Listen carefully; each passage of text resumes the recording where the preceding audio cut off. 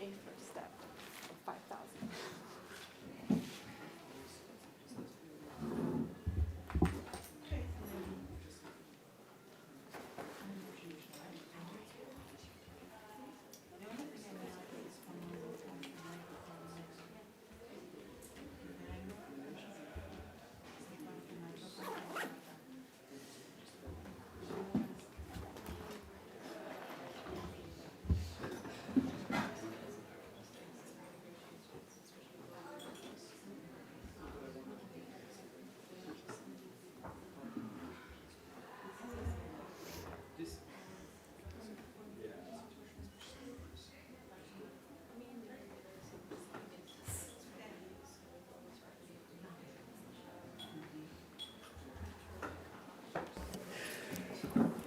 So, can we start? So, welcome everybody. My name is Silvia Ribeiro. I am from ETC Group, and I am also from the Hands of Mother Earth Alliance against Geoengineering. And the event we will have today is trying to highlight partly that the good news is that we do have a lot of real solutions that can be presented, enhanced, supported, and we will go in to see a little bit of them.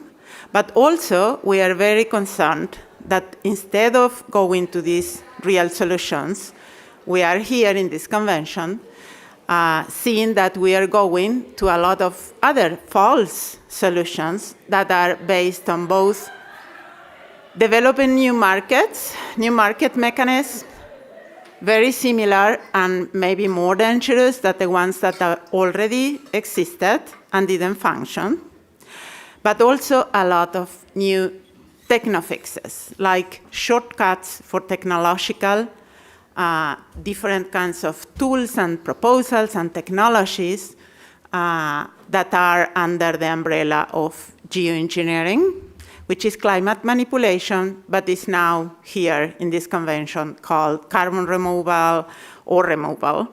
And we will see different features of these proposals and how are they affecting our peoples, our communities. And for that, this side event has been organized by a broad convergence of constituencies and organizations. And among them, we have the IATP, which is one of the organizations that is a member of the Climate, Land, Ambitious and Rights Alliance, CLARA.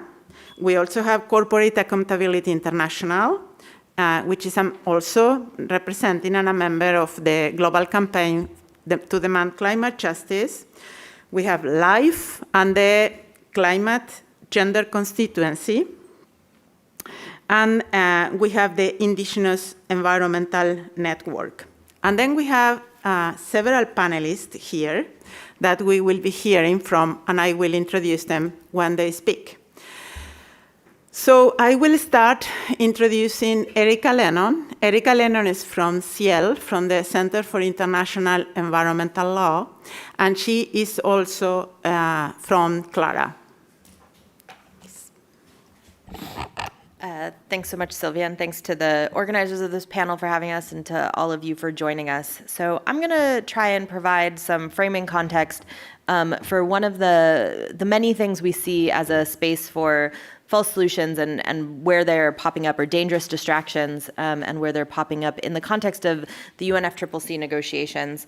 And so I'm going to start by putting us in the sort of framing of Article 6.4, and that's quite technical jargon, and for those who don't know, that's basically the carbon market mechanism under the Paris Agreement.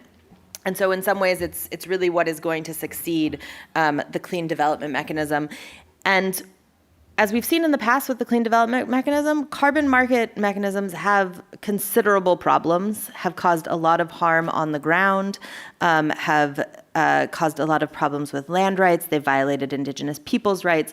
They've killed rivers, they've made people lose their land, and we don't want to see those past mistakes repeated, and we certainly don't want them to see repeated in a world where we also know that essentially what is done in a carbon market is that you generate carbon offsets on the theory that you have reduced emissions, and then you sell those offsets to someone else to offset their ongoing emissions. And you're not reducing emissions if you're just trading offsets around the world. And in order to stay below 1.5, we know that what we really need is real action, and action that takes place and that actually reduces emission, and that takes us away and that addresses the drivers of climate change, primarily the production of fossil fuels, coal, oil, and gas, as well as ending deforestation. And so here, there are ongoing negotiations about sort of how to operationalize this carbon market, and including what activities are going to be in it and what you can generate these carbon credits for, and what they can be used for offsets. And one of the key things that is being discussed in those discussions now and at the supervisory body that's in charge of setting up this mechanism and setting up the rules for the mechanism is whether or not and how to and what the recommendations are for the inclusion of removals. And this is not necessarily a well-defined term, and right now they're talking about a whole host of removals. They're talking about removals from land activities, they're talking about removals from engineering activities, both random techno fixes, whether they are on land, so bioenergy with carbon capture and storage, whether they're marine geoengineering and in the water. None of these are real solutions, which my fellow panelists will talk to much more than this. And really, they're sort of, in many instances, they're unproven. We don't know where they're going to get us, and we know we can't rely on that because what we need is actual action. And so there's this real risk of, if this supervisory body sort of adopts recommendations. So at the last COP, at the COP last year, we saw them put forward a very short document on recommendations for removals that had really risky language in it, and both a very overbroad definition of removals that included, all of these land-based removals, all of these engineering removals. It also included things like storing carbon in wood products and generating credits from that without any sort of thinking about, well, what happens when your furniture is no longer used? What if the carbon is released? Doesn't deal with those issues, and they need to deal with all of those issues. And it also had in very bad language and caveats for respecting human rights and the rights of Indigenous peoples. And I think one of the things we've really seen with carbon markets, with removal activities outside of carbon markets, is that the harm is to the people on the ground, and the people people are being harmed by these projects, because the experiments and what is happening take place on local communities' land, on Indigenous peoples' land, without their consent, without Indigenous peoples' free, prior, and informed consent. And so that is causing a lot of problems. And if what you do is put in place to have these removals within a carbon market mechanism that is sanctioned by the Paris Agreement, you really risk undermining the entire integrity of the Paris Agreement, the environmental integrity. You risk activities being done, quote unquote, in the name of achieving the goals of the Paris Agreement that are destroying people's lives. And that's obviously not something we want to see. And we don't want to sort of lock in a lot of these things by saying, hey, these are things that you can generate these credits from, or you can make money on definitionally under the Paris Agreement, because we know they're not the solutions we need. And so that's a huge problem. It's also a problem that they are then generating carbon credits from this, because a lot of them have problems of, if you have, in addition to all of the rights problems, if you generate credits from a land activity, from, say, conserving a forest, and that forest burns because of climate change, because climate change is getting worse, all of those reductions that you've claimed and that have offset emissions elsewhere go away, which actually means you haven't reduced anything, and you're not keeping us below 1.5. And so there's a huge problem and a huge risk of generating offset credits from removals. And all of that is still being discussed here. It's being discussed in these halls. It's being discussed largely by the supervisory body that's been set up. And what I really sort of want to say, that's the context of why we're here and why we're talking about these issues. And the last thing I'll say is also that there's a lot of talk about the reason we need to scale up these markets, and this is what we need, is because we need finance, and that countries really need finance to develop in a clean energy way. And just to say, carbon markets are not the same as climate finance. Climate finance needs to be provided by those who have caused the problem. It needs to be provided as they have obligations to do under the UNFCCC and under the Paris Agreement by the developed countries who have contributed to this problem. It should probably be provided by the fossil fuel companies who have caused this problem. And that's where the finance should be coming from. It shouldn't be coming from this theoretical, like, let's generate offset credits to sell them. And so with that framing, my fellow panelists are going to go into much more details of the problems of land removals, engineering removals, and really what the real solutions we are. So what the real solutions are that we need. And so I'll stop there. Okay, thank you, Erika. So this was just a first intro into this issue. And of course, in the discussions here, within Article 6 is most of this debate that is being having here, but it appears also in other parts of the convention. And what Erika just told us, basically, if I don't want to take her words, but so she doesn't have any responsibility for this interpretation. But I would say that Article 6.4 basically is about creating a new mechanism on carbon markets that we know didn't function and didn't reduce emissions. Emissions has increased incredibly, much more than before carbon markets. So it hasn't functioned. And they are also considering new technologies that doesn't exist. So welcome to the reality of this article that is being much discussed here, and that is based on non-existing technologies, failed technologies, and failed mechanisms. So to hear a little bit more on this, we will have our next panelist, which is Thomas Youssef, and he is from the Indigenous Environmental Network in Turtle Island, and you can introduce also yourself if you want to say something more, and he will tell us about their perspectives on these issues. Thank you, Silvia. My name is Thomas Joseph. I come from the forested lands of the Hoopa Nation, which is now located in Northern California. We are along the Six Rivers National Forest, which is near the Redwood National Forest. And so we have been dealing with this onslaught of carbon brokers or carbon cowboys for about a decade. And so we have engaged more deeply because of the concerns that we have pertaining to human rights violations and to land grabs that come with these carbon market programs. In Article 0.64, they discuss whether or not to include carbon dioxide removals. Biological removals or land-based removals include forest offsets. Within the clean development mechanisms of the Kyoto Protocols, there were offsets in the form of what was called afforestation or reforestation. Those credits were kept to a minimum. Now they're talking about putting them into 6.4 as biological removals.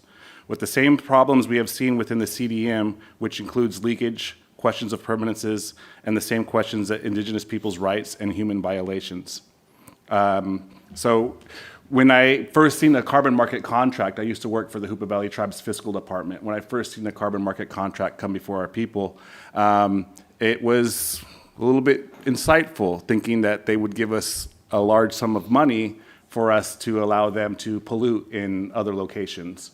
Understanding the long history of the United States with Indigenous peoples through Indian relocation, through boarding schools, a lot of our people have been forcefully removed from our lands to inner cities. And in these inner cities, they were located around industrial locations, oil refineries. And so a large portion of our population experienced the same results of other communities of color in that region, which is high asthma, high cancer, low life expectancies because of these fossil fuel industries. And so for us to consider allowing these fossil fuel industries to continue to pollute on our behalf because of the carbon, the sequestration that our trees were providing, the carbon markets, we didn't feel like it was in the best interest of our community to continue to put our Indigenous community in harm's way. And And we're also seeing that these contracts are 100-year contracts, 99 years, and that these contracts continue to not only allow those organizations to pollute, but it also allows these corporations and these fossil fuel industries to have a say what we do with our unceded territories and what we do with our lands.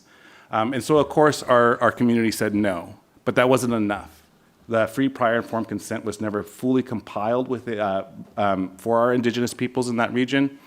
And so we took that as our obligation to educate our people about what these carbon markets are. In return, these carbon cowboys would then bribe our communities, hiring within our communities to persuade our political leaders or our elected officials to sign these contracts. Yet our people still resisted. We know that the importance of making sure that free, prior, informed consent is done amongst all Indigenous peoples is valid, but yet it's not being done with these carbon market programs. We understand that it is a false solution, that we cannot allow corporations to continue to pollute. But it's also a land grab. These are unceded territories. These are unceded territories, and this is allowing access to not a government, but a corporation to dictate what is going on those lands. And so in reality, it's an additional wave of colonization. And it's a method forward to access those unceded territories that they need access to. Now, this is in California on my Indigenous lands, but this is done on a global scale. And in order for the global North to be able to stay at the elite status that they are with their monies and in their economies, they need access to these unceded territories. And this is their method forward to receive that access. In addition to the real violations that we have seen in carbon markets, we are equally concerned on how 6.8 is being shaped to include both carbon markets and non-carbon market approaches, as seen yesterday morning in the 6.8 workshop. The commodification of our Mother Earth is what got us in this predicament in the first place. We have continued to reap and to destroy lands for profitable gains, primarily for the global North, but even less so for a select elite group of people. And that this commodification is not only has caused climate change, but it can't move us out of the climate chaos that we're going to foresee in our lands. That we need to realize that this reciprocal relationship with our Mother Earth is what needs to come to the forefront. That the Indigenous knowledge holders that are across the globe have the real solutions to climate change, and it is different than the continued commodification of our lands, to the continued commodification of our Mother Earth. We need to shift away from policies and programs that continue to capitalize and continue to serve only a select few versus all of us, all of the human race. We have to understand the sacredness of our Mother Earth and our Father Sky, and that these carbon market systems is a privatization and a commodification of the sky, and it's a violation of the sacredness of our Mother Earth. Thank you.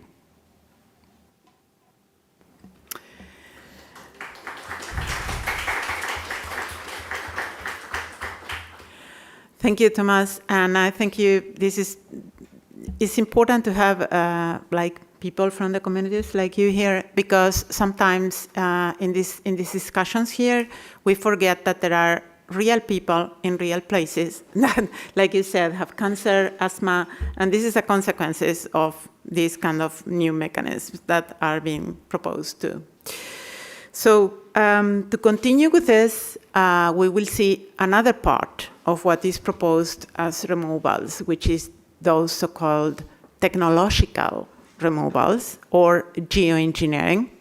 And for that, we have in this panel Serayna Solanki, which is the coordinator of the Hands of Mother Earth Alliance, the Home Alliance, which has over 200 organizations signing into this campaign. And Serayna can tell us more about that. Please, go ahead. Thanks, Silvia. Is this working? Yep. So the Hands of Mother Earth Alliance has been active since 2010, critically monitoring how exactly geoengineering is being discussed, being researched, being talked about within negotiation spaces. And over the last I'd say over a decade, we've collected just a clear understanding of just how infeasible this strategy to climate ambition and climate action is.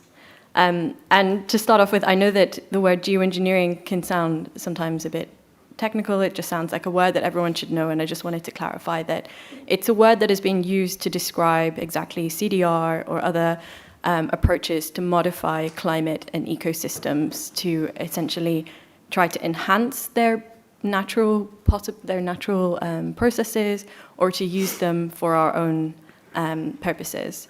And so, firstly, I wanted to invite you into the vision that the geoengineers would present. And geoengineering, if we were to pursue carbon dioxide removal at this potential that it's being discussed, it would be a world of hundreds of thousands of projects, completely wildly different, and most of them would probably end up void. There would be huge chaos with a lot of projects not being able to claim how much emissions they're able to reduce. And on top of that, there would be loads, honestly, so many cases of human rights violations and also harms to biodiversity and ecosystems. And that is often down to just how the geoengineering industry right now is navigating itself, and how governments and countries are essentially just taking up that narrative and taking up a lot of the information that a lot of removal companies are proposing. So CDR techniques on the engineering side, you've probably heard of direct air capture, CCS, carbon capture and storage, which is also used with bioenergy, carbon capture and storage. And there's also marine geoengineering techniques. So these are CDR proposals for the oceans, and this often includes ocean fertilization, which is like stimulating phytoplankton growth or other microorganisms in the ocean and letting them die off and sink to the ground and capture carbon in that way. Another one is ocean alkalinity enhancement, which is directly adding some chemicals or minerals into the oceans to enhance the alkalinity. And I'll come on to explaining more about that later. So the idea of geoengineering has come from the idea that we can remove emissions at the equivalent of reducing them, or they would compensate for our fossil fuel output and our emission output. But instead of thinking, okay, well, we know that there's a capacity of removals that can take place on Earth, and therefore we need to rapidly transform what we're doing in society within our industries. This idea of geoengineering relies on enhancing them, like artificially creating them, changing those natural processes. Removals themselves are a trick, and they're a tool for dubious accounting for countries to claim making real action but not actually completing any action. They serve as a distraction to fossil fuel phase-out.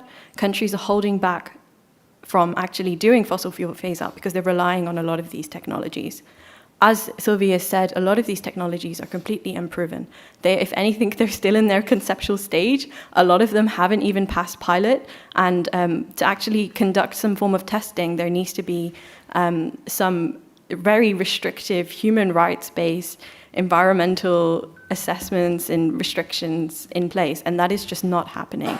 And that is down to the investment from the fossil fuel industry. It is down to how high polluting and high emitting and historically emitting countries have been relying on this, especially in their narratives, to hold back from fossil fuel phase out. And also because a lot of the narratives about that we can just remove our way out of the action that we need to do has also supercharged a lot of startups in the world to just take on the idea that they can just come into the space and remove things and not have any idea of the regulations that are in place or how we should be protecting human rights. The idea of geoengineering also is included in some of the modeling within the IPCC. We've also heard that a lot of countries and people say that the IPCC saying is that we need removals, and I think that we just need to take a step back and not allow that to become dogma, because we know that there's a lot of problems within the IPCC modeling, and we know that actually the modeled potentials of BECCS and DACs within those models are completely infeasible. There simply isn't enough land to do that, and any land use changes that would result as using BECCS and DACs would imply a lot of harm to livelihoods, to communities, and to biodiversity. So I wanted to speak about DACs, and we know that mitigation, any form of renewable energy mitigation, is a lot cheaper than DACs. It just doesn't make sense at all. I wanted to put some numbers onto this and just say that... Can you say what DACs is? Yeah, direct air capture. Yeah. I just wanted to put some numbers on this because we keep hearing DACs come up, we keep hearing CCS being spoken about. I mean, 85% of all DACs and CCS projects combined have actually resulted in enhanced oil recovery.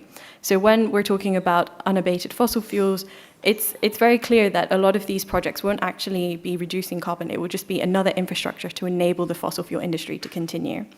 There's one project that's in Iceland. I just wanted to say that it costed £15 billion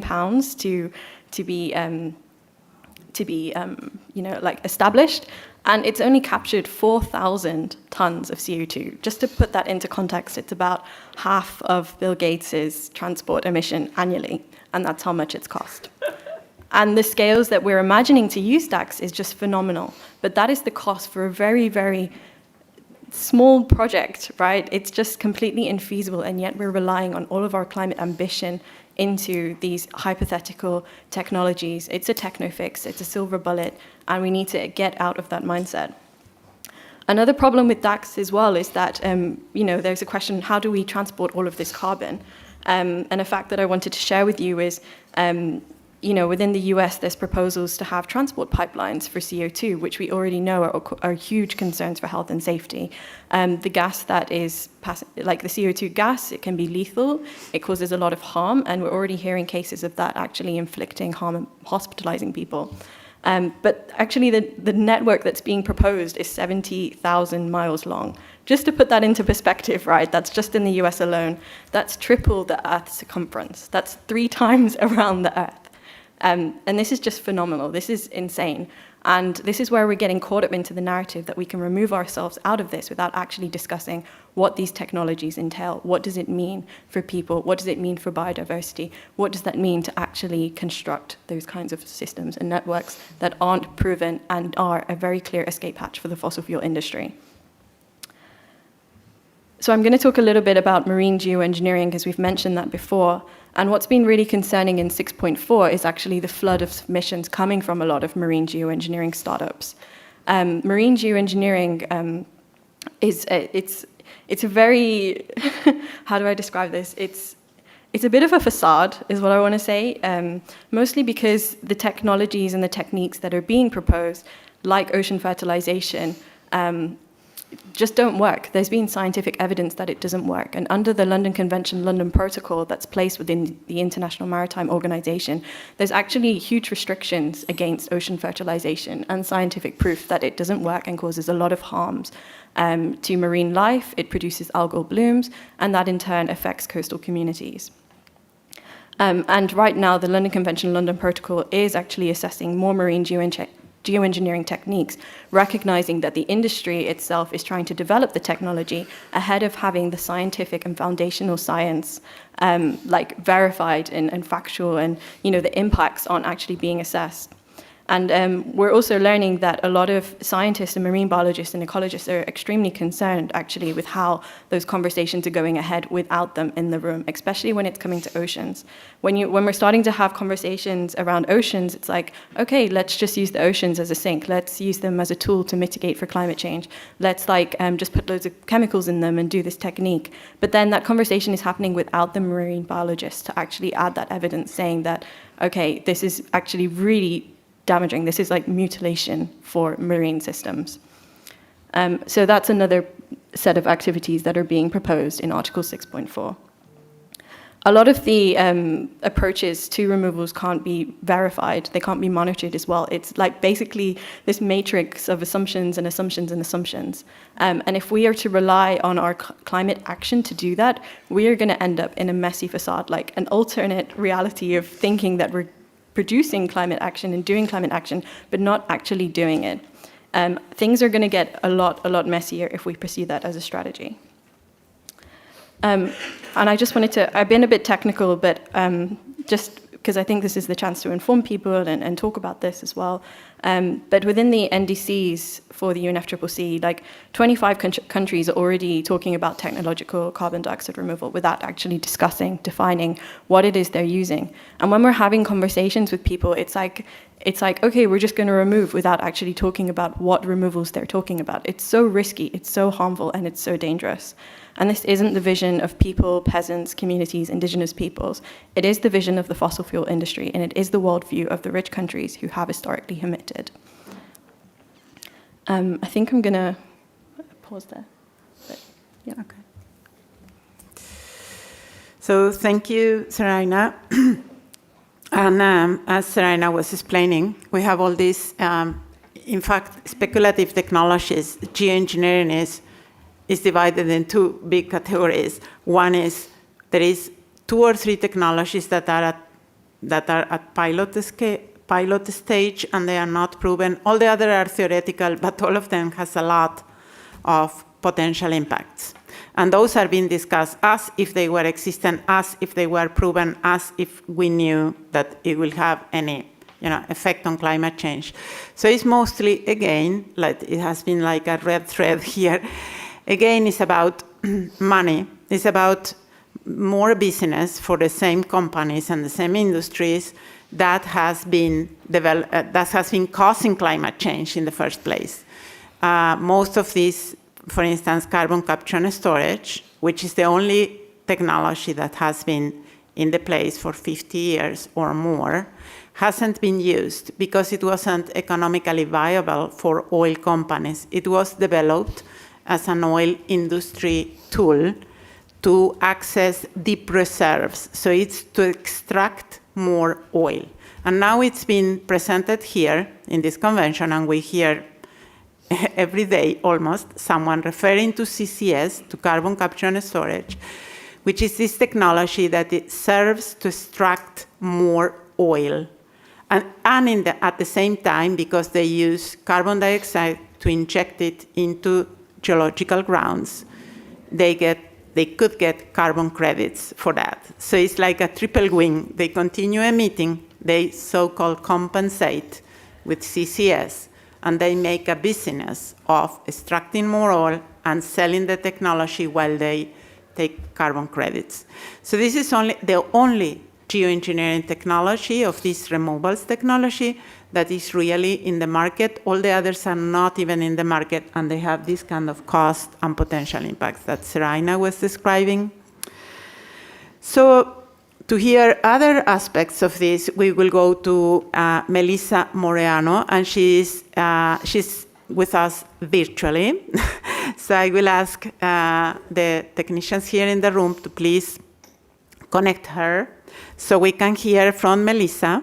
Melissa is from Ecuador.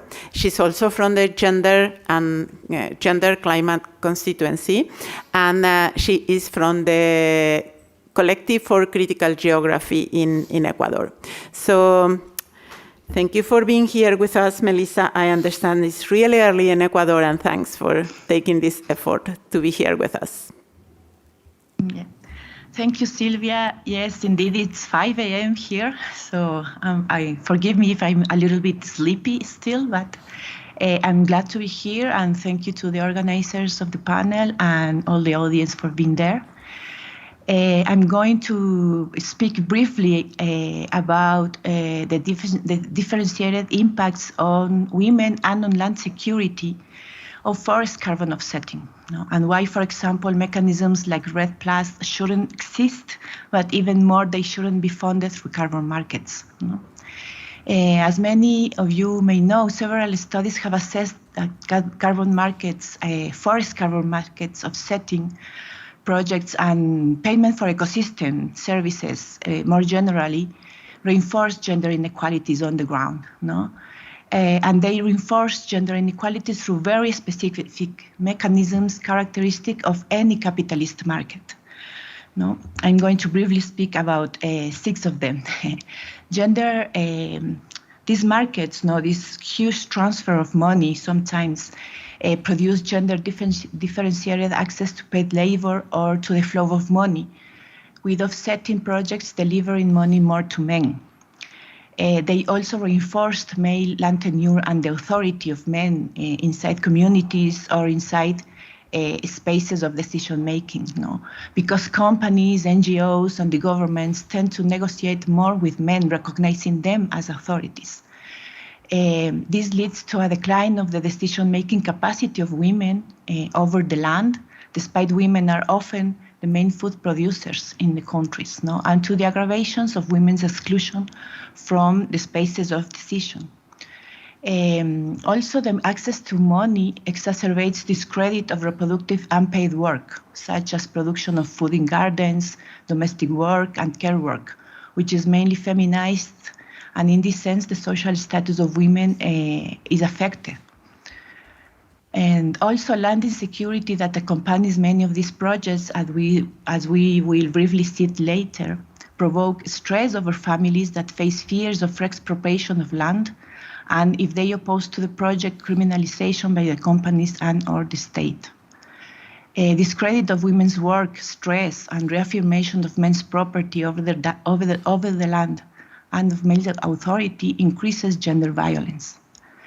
And also, they face organized violence that also increases because the project has to protect the carbon sinks.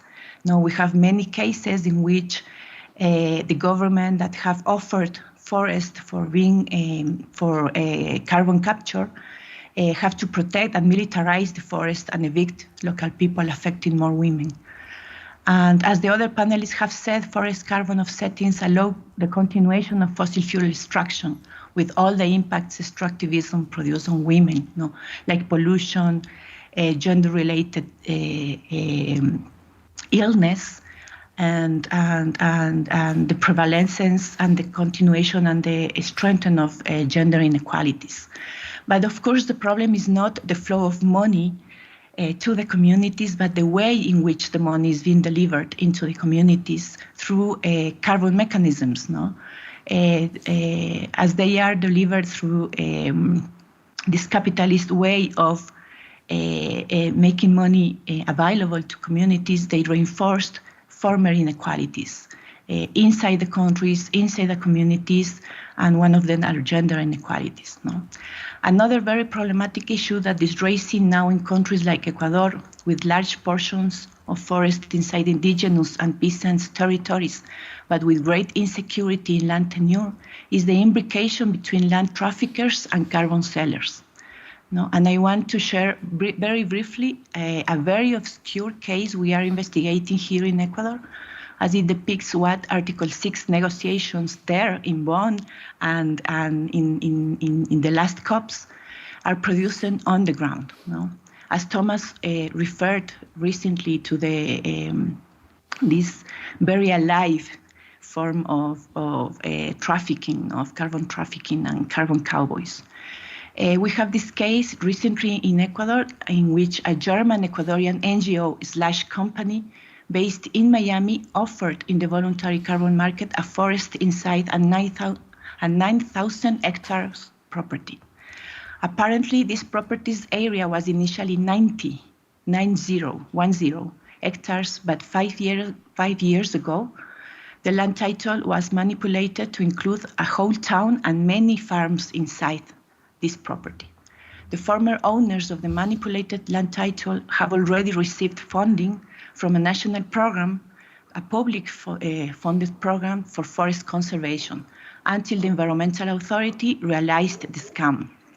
2 years ago, the carbon credit company bought the land for $3 million and is trying to certify the credits with Verra, the main forest carbon certified in the world that is now at the center of a scandal for having overestimated reductions of GHG emissions from forests around the world. Although the certification process is on hold due to the land conflict, we do not know if these credits are being offered elsewhere. The truth is that the farmers in the area are terrified of losing their land. We know that many of these NGO/companies are approaching indigenous and peasant communities, offering to enter in the offsetting market in processes as obscure as this one. No, and it's happening all over Latin America, South American countries that have territory in the Amazon. At the geopolitical level, offsetting reinforces the international division of labor in which dependent countries are now providers of carbon sinks, in addition to be providers of fossil fuels and minerals crucial for the decarbonized economy. This global arrangement has had massive negative impacts in the global south.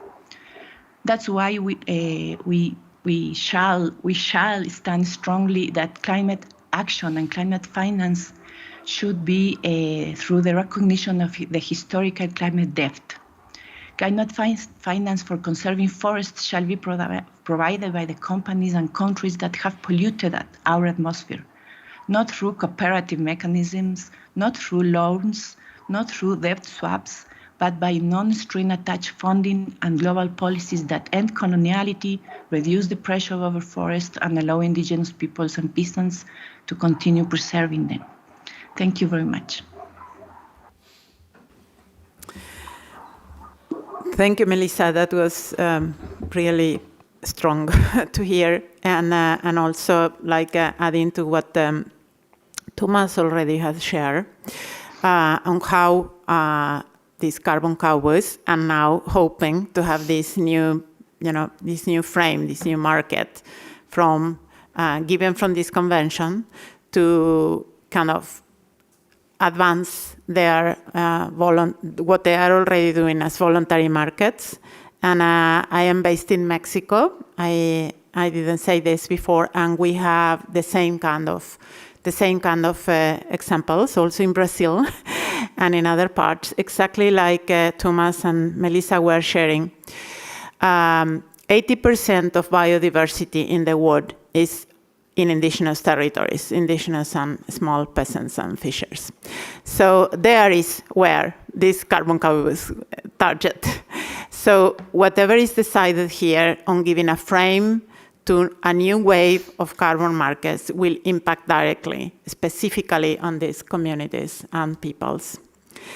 So we will go to our next speaker, and then we will have a little time to have questions and comments. And our last speaker for now is Rachel Rose Jackson from Corporate Accountability International, and also from the Global Campaign to Demand Climate Justice.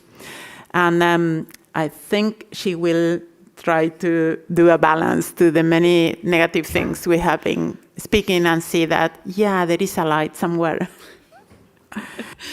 Thank you, Silvia, and to all of my colleagues to be able to join you today. Thank you to you all for being here. As Silvia said, I'm from Corporate Accountability, which is a member-powered organization that challenges the abuses of transnational corporations on people and the planet. To add to what all of my colleagues have said today, I'd like to talk briefly about the net zero political agenda, because this agenda is actually, it sounds very lofty and it has glorious branding behind it, and we roll out the red or the green carpet, I should say, for it. But really what it hides is a ton of greenwash and a really dangerous fossil-fueled agenda that is riddled with false solutions and dangerous distractions, and that is a fast track to climate destruction rather than climate action.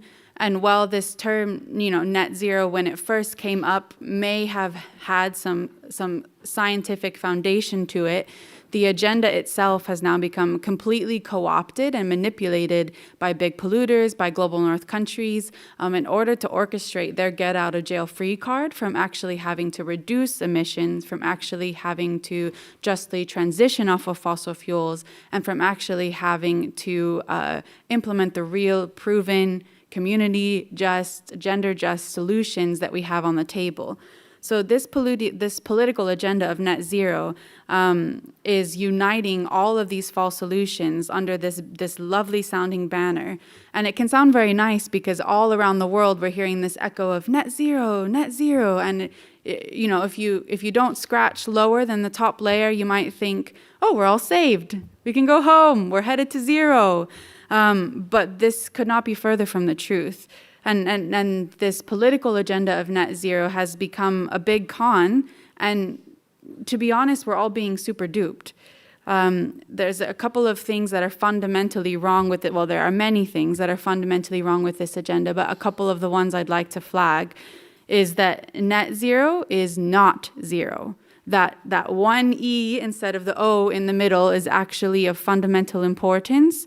There is nothing zero about net zero. Instead, really it relies on this continuation of racism, of carbon colonialism, of extractivism, that means that those who have caused the climate crisis can continue to pollute, can continue to extract, and can continue to harm, while those who have not caused the climate crisis and are already bearing its greatest impacts have to take on climate action on the shoulders of in order to be able to account for the continued pollution of those who should be reducing. So it's deeply unjust, but it's also very misleading because net zero does not actually clearly pave the way as it's currently being described for reducing emissions. There's also a critical issue of timeline. Because if we're going to have any shot at keeping below 1.5 degrees Celsius, we need to rapidly be reducing emissions to actual zero in the next 7 years. But net zero is a bunch of half action by 2050. So it's way too little, way too late. By then, we will already have crossed irreversible climate tipping points that we cannot come back from. We will already have fallen over the cliff of the climate crisis, and millions of people around the world will already be dead. Our planet may not even be able to sustain life as we know it now. So this is not just an issue of the E for the O, but also an issue of timeline. The net zero by 2050 agenda also is a fossil fueled agenda. At its core is this whole idea that we can continue to pollute, we can continue to burn fossil fuels, and somehow develop all of these false solutions that are proven, unproven, risky, hugely expensive, and hope that we can account for continuing to pollute later down the line with no consideration for the harm that's being caused in the meantime. The net zero agenda is actually increasingly misaligned with science because, as I said, the latest scientific science underscored by the IPCC report and other scientific foundations tells us that we need to be rapidly reducing emissions at source, not continuing to pollute. And it's also worth noting that this science has decades and centuries of traditional knowledge from indigenous peoples who have been saying this around the world for centuries, but have repeatedly been ignored. Now the science is just finally catching up and saying, oh, whoops, there's also this. So this net zero political agenda, it relies on risky, unproven, dangerous, harm-causing technologies and other schemes which my colleagues have spoken about today. And also, these schemes are failing. And I hope that some of these examples really help drive that home because we talk about DAX and CCS and markets and its potential, and we'll get there. It's just a matter of enough money. But it's often overlooked that where and as the investment is happening, not only is it causing harm, it's failing to reduce emissions. And Sen gave some really good examples of that, as have others. So it's not working, and we have to open our eyes. This net zero agenda ignores the root of the problem and the root of our disease. And just like with any disease, you have to address the cause and the root cause of the symptoms, or we won't heal. And this is probably the most central challenge with this net zero agenda. It doesn't address the root cause of the problem. It doesn't take a holistic approach to systems change, to ending fossil fuels, to ending the extractivist, colonialist practices that have caused the climate crisis, and so it won't work. And I know that's a lot of doom and gloom, and maybe today has sounded like a lot of doom and gloom, but I would actually like to challenge us to change the way we look at that. Because it's not doom, it's facts, and facts are truth, and truth is power, and therein lies the opportunity for change. So while these things are scary, and while these things are much easier to, look over the shoulder and act like we didn't hear, and, hear no evil, see no evil, it's actually when we finally look at each other and recognize that these things are happening that we claim our power to do something different and do something about it. And so to me, at least, that's where I find the inspiration and the motivation when I'm feeling a little bit downtrodden by the reality of the road that we're on. I'd like to So we can't not acknowledge that this net zero political agenda is a big con. I would say it's a joke, except there's nothing funny about it, because millions of people around the world are already dying and millions more lives are on the line. Ecosystems are already being wiped off the planet. Species are going extinct. This isn't a joke, it's actually a con. And this is why increasingly many of us from rights holders' constituencies and others around the world are calling for another way, because right now we're on the road to climate destruction. And instead, we need to be on the road to real solutions, to real reductions, and to real zero. And this is why, we cannot save the path that we're on. We're too far down that road. There's fires burning on both sides, floods down the way. We have to change course. But there is so much that can be done. And in terms of what's happening here at Bonn, governments or corporations, all of those actors around the world who are putting out these meaningless, faulty net zero pledges, they could instead be putting out real zero pledges. And just some of those things that would look like would be committing to end all new and fossil fuel expansion from here on out. Even the latest climate science underscores that there can be no more fossil fuel expansion if we have any shot at avoiding total climate breakdown. In addition, concretizing a clear trajectory and date by which all fossil fuels will be justly phased out. We should also be redirecting public resources that are currently going into false solutions or continued fossil fuels instead into the scaling up of real solutions. And those resources should be community controlled and led by the communities who already have the practices that give us the best shot at avoiding climate breakdown. We need to be, in the private sector, we need to be decreasing emissions at source across all sectors, including in corporations, and that means in all parts of the supply chain, not just scopes 1 and 2, but also 3. We need to be achieving emissions reduction targets that do not rely on offsets, carbon markets, or unproven technologies. And all actions to taken to reduce emissions must not spur any harm to local communities, indigenous peoples, human rights, or ecosystems. So all of these actors should do no harm as part of their climate action plan. These are just some of the benchmarks that when we hear these new net zero pledges, we should be asking these questions. Are you doing this? Are you doing that? If the answer is no, it's just more of this con. The final thing that I would like to share is, I think probably many of us get the question, well, what's the alternative? And, I really appreciate this question, but I'd like to point out 2 things about it. First of all, the word alternative, because this isn't alternative path. The path of real solutions is the only path forward. The path of restoring nature is the only path forward. The path of indigenous-led, community-led, gender-just solutions is the only path forward. So I challenge the fact that there's a debate about which way is the right way to go. But also the other thing about this question is sometimes this conception that, well, if it's not these risky technologies, then what is it? We don't know. And so to close, I would like to share with you a rapidly read, because of time, crowdsourced list from my colleagues and others about what some of these real solutions are, which I hope illustrate for you that we have more than enough ways in order to actually justly address the climate crisis. So, on the issue of behavior, consumption, and equity, we can drastically target the excessive and wasteful consumption of corporates and wealthy elites. We can reduce absolute levels of energy use and overall consumption amongst the richer parts of the world population. We can ensure just transitions across all sectors that ensure workers are able to move into new, secure green jobs. And we can ensure that these kinds of real solutions are made possible in developing countries that have done the least to cause climate change, as well as in frontline communities. In terms of renewable energy, we can plan for and transform energy systems away from centralized corporate-controlled fossil fuels and other harmful technologies. We can implement policies, public investments, and incentives for a just and equitable transition to 100% renewable community-controlled energy.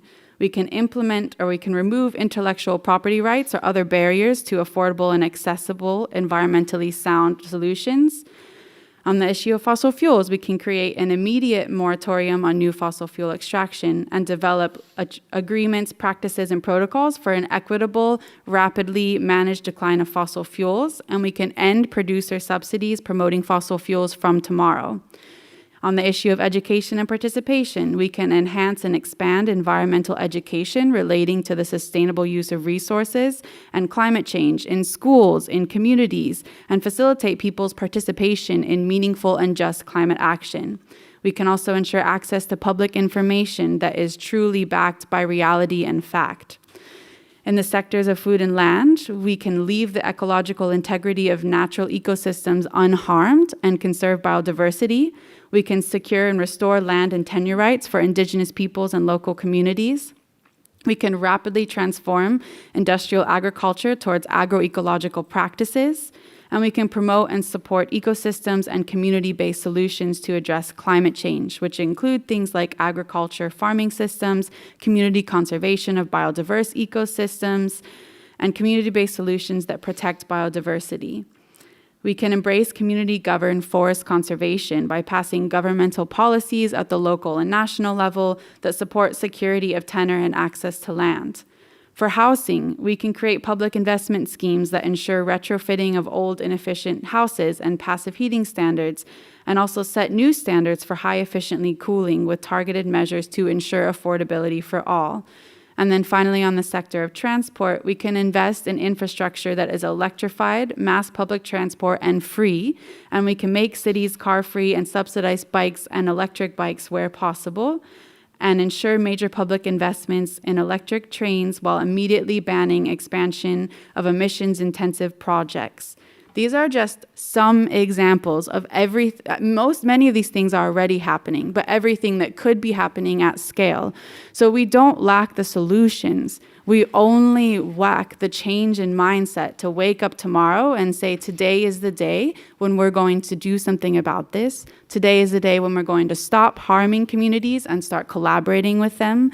Today is the day when we're going to stop disrespecting Indigenous peoples' rights and the rights of local communities and actually start honoring, respecting, and treasuring their wisdom. Today is the day. So we have the way forward, and it is the only way forward now. And so I really hope that along with the doom and gloom, we can, I'm trying to think of a snazzy rhyme, but it's not working. The dance of climate action, the celebration of everything that is already happening that provides the best opportunity for the way forward. I'll leave it there. Thank you.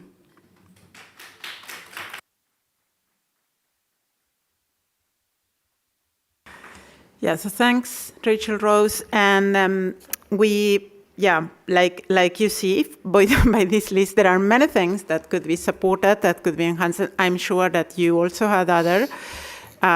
We at ETC Group, we have worked a lot about the food system, and we know, for instance, that 70% of the world population is fed by small producers like peasants, indigenous peoples, indigenous communities, 70%, while the food system, the industrial food system, is only really feeding 30%. They produce a lot of things, use a lot of energy, use a lot of land, water, but they waste so much and they produce so much pollution and disease that in reality it's only 30%. And this is almost half of greenhouse gases.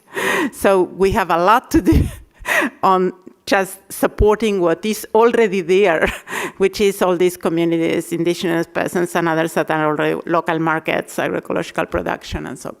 So we have as little time, which is good, to have some questions from the audience. So I would like to know, okay. We will take a few questions together so we can then go back to the panel. Tatiana, can you help me? Yes. Can you start with this lady here?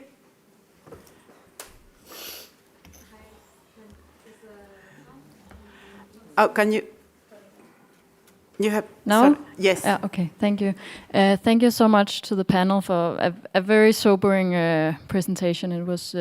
Sorry, can you introduce yourself? Yes, of course. My name is Kirstine. I'm from University of Copenhagen, a PhD student.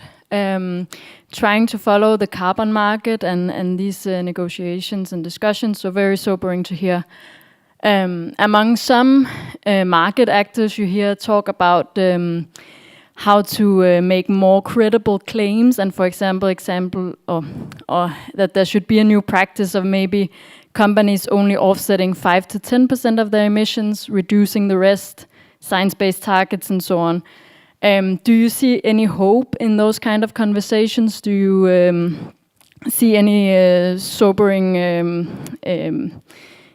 good practices there? I just want to hear about that from the panel in general. Should I go? Yeah, thank you very much. Axel Michaelova from University of Zurich. My question relates to terminology. We see attempts by various players to introduce new terms. Climate intervention, sounding nice, but apparently hiding certain aspects that have been in the past under geoengineering, or carbon management. So I see this tendency to hide such activities under innocuous terms. And what would be the NGO scene reaction on these attempts to redefine the terminology, to hide difficult stuff? Good afternoon. I'm a civil engineering student from Aachen in Germany, and I have both a comment and a question on the panel.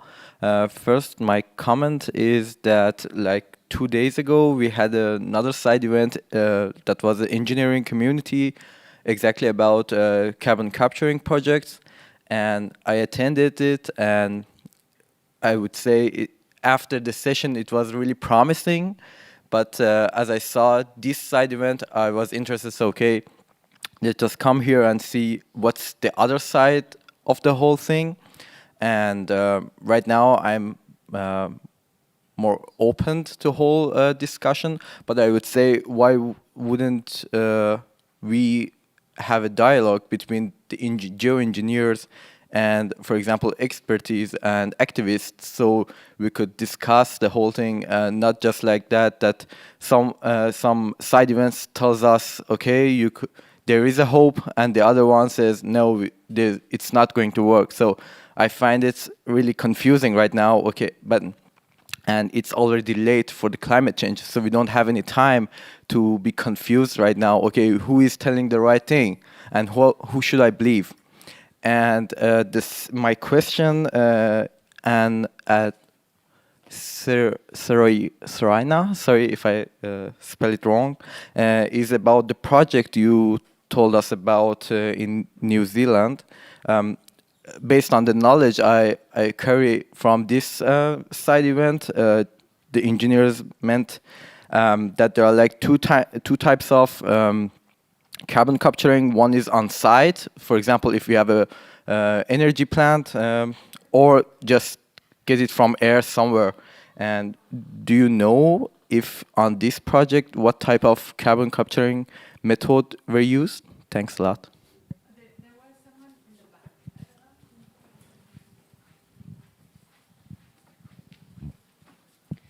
Hi, thank you for your interventions. I'm from the University of Geneva, and I was wondering, like the IPCC Working Group 3 actually explicitly says that carbon dioxide removal is unavoidable, and I was wondering what has been the role of the scientific community, and especially the IPCC, in legitimizing that kind of technology, and how do we deal with the fact that now it has a very strong scientific foundation that is being used in the negotiations to justify the use of those technologies? Thank you. Can I just go? Because we don't have time, I know that Tatiana wanted to ask something too. If it is very short, please, and then I will pass to the panel. Okay, so I would like to tell a story, but I won't because of time.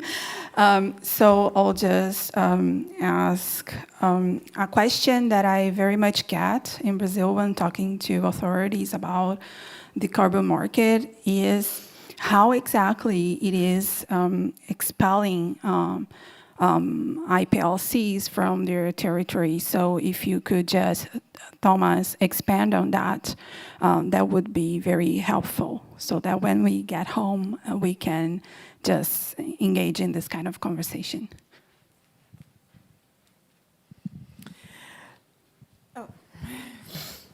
So I will pass to the panel in the same order, and if it is okay, and can you please take just 2 or 3 minutes, max 2, if possible, and take the questions you think is pertaining. Just on a couple of the questions, I mean, I think my response to attempts to redefine and to change the terminology are just that, attempts to change the terminology and redefine, and because terms change and they see geoengineering is no longer an acceptable term, and so they change it. It's the exact same thing. It's still bad. And so I think that's just an attempt to sort of hide what is happening. On the question about markets and more credible claims and any hope being in those conversations, I think the first question, I think that one of the things is that there may be, and maybe this goes also to the IPCC question in the back, and I think what's really important to remember from what the IPCC said was that the IPCC said, first and foremost, we have to reduce emissions and we have to end our dependence, and we need to reduce emissions from fossil fuels first and foremost, and that has to happen this decade. And so while there may be in the future a need for removals for hard to abate sectors, that is not the source, and that is not what will keep us under 1.5. What will keep us under 1.5 and keep us from further climate chaos is actually reducing emissions now, and so that is what the focus should be on. And so while there are these attempts to make more credible markets in the future, and maybe at some point, I don't think that's what should be focused on now, because we need to really focus on the reductions. And those attempts are really just, I think, also trying to sort of say, yeah, but we'll make these really, really good credits, and there are no really good credits, because if what you're doing fundamentally is offset, is reducing emissions somewhere to sell offsets so that someone else can pollute, you're not actually reducing anything, no matter how good that climate action is. If all it's doing is allowing for continuation of fossil fuels, it's not getting us to what we need to do. I'm not going to be able to answer all the questions, just real quick, and primarily the last question, since it was directed towards me, but I did want to talk about somebody that raised the questions pertaining to safeguards. Our community has dealt with safeguards since contact. These safeguards have led to the removal of our children and even our doctors, teachers, mothers, brothers, and sisters with the Indian Relocation Act. And so safeguards are not safe. But what we do need, because carbon markets is being pushed through these halls, is grievance mechanisms. Because we know of the human rights violations. We have seen the removal of Indigenous peoples. We have seen denied access to Indigenous lands from membership, which is nothing new as well. We have seen with the introduction of national forest or state parks within the country that I reside in, Turtle Island, that Indigenous people were removed for the creation of conservation areas for national parks. We see that also happening again. And so for examples of speaking of the removal of Indigenous peoples, there's carbon markets in my region, not committed by my tribe, but by others. And those lands are denied access. These are lands that I used to go and gather on with my family, and now these roads are blocked by gates, and we can't access these lands. Why can't we access these lands? These lands have been committed to a fossil fuel industry for carbon sequestration, and so you're no longer allowed to harvest your traditional medicines or your traditional foods in that region, because it's sequestering carbon for the purpose of another company to pollute, and so that is denied access. We have also seen the removal of indigenous peoples that are forest-dwelling people because of carbon markets. And so this is, again, it's nothing new. It's a continued extension of colonialism, and let's call it what it is. Thank you.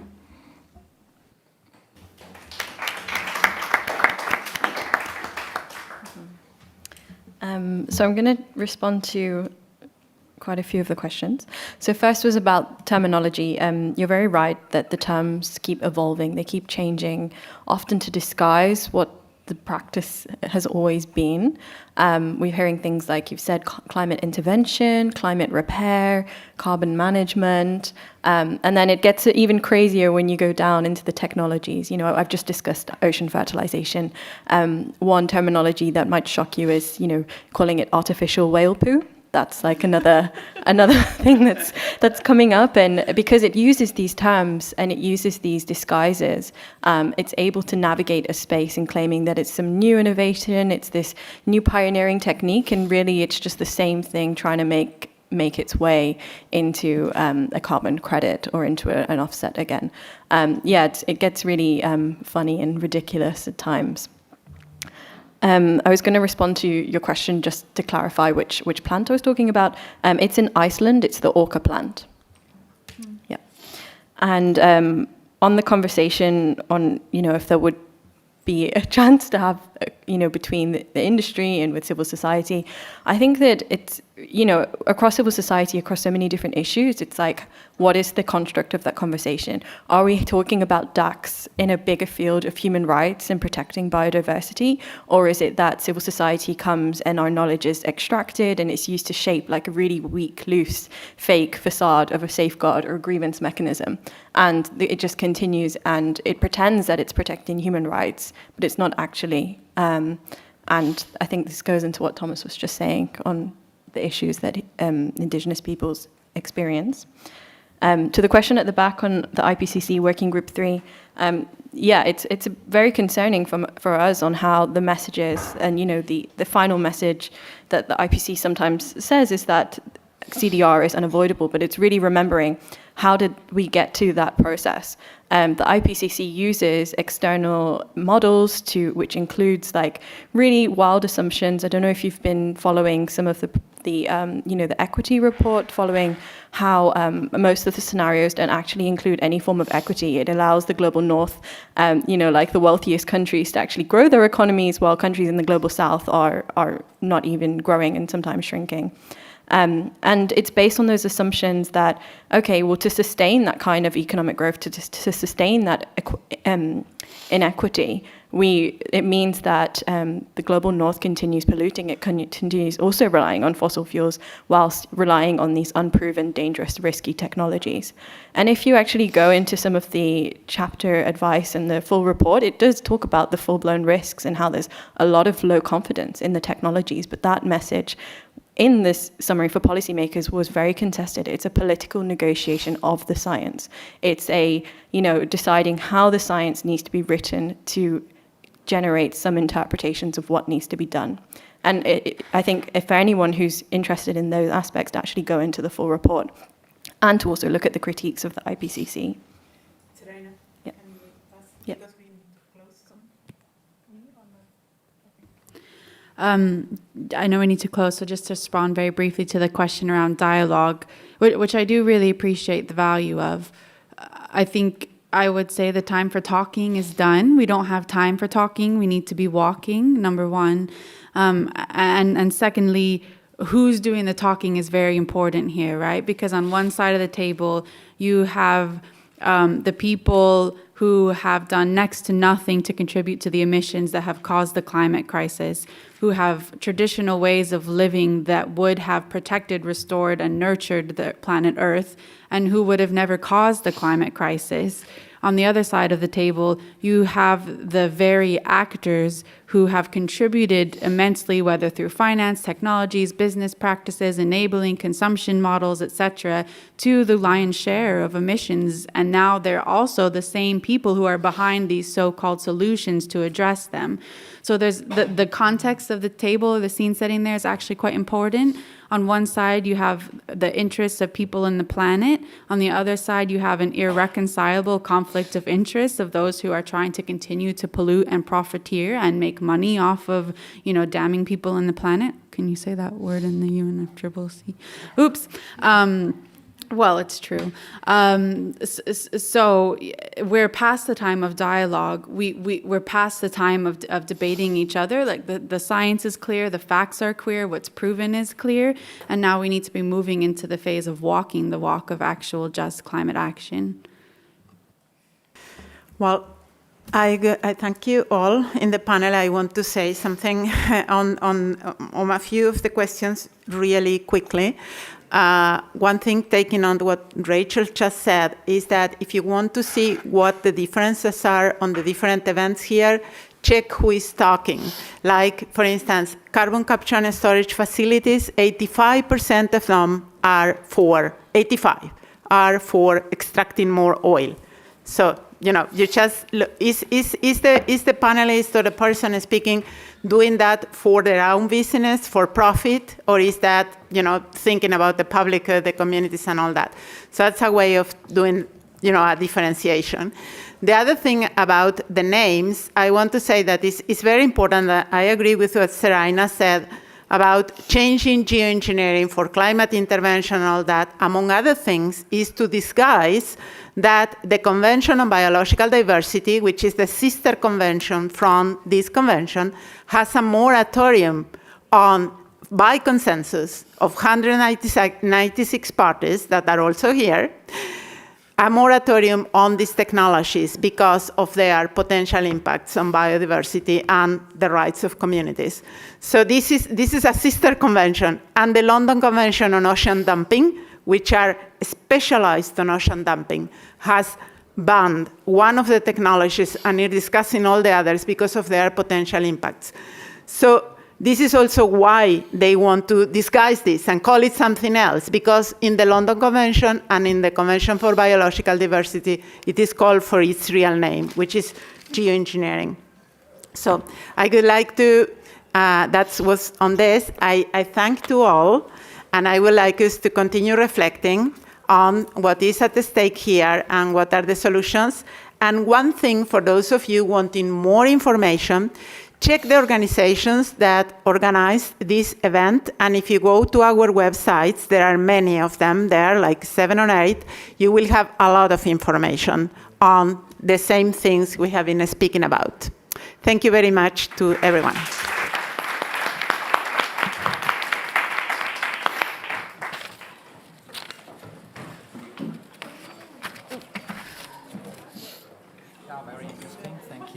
I'm working on a project that is called Carbon Dioxide Removal, Politics and Ethics. That's financed by the German Ministry of Research. And we see these interesting attempts to reframe and